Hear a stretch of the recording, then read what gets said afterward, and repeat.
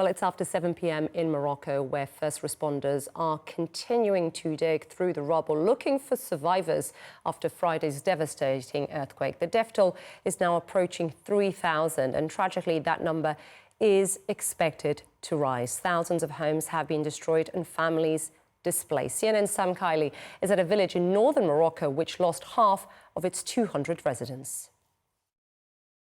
This is what remains of the village of Tafooghalt. Now, the municipality extends up into the hills way up there, accessible only on foot. Here in the central area, there were 200 homes. Now, across the area, some 88 people were killed, many more, of course, injured, because at 11 o'clock on Friday night, this is what happened. And it's similar scenes in every village, on every hilltop in this region, in the foothills of the Atlas Mountains. It's as if a giant running downhill has stamped out the life, crushed the futures of the inhabitants of these villages. Now, there is a whiff in the air, mercifully not of dead bodies, but of dead animals.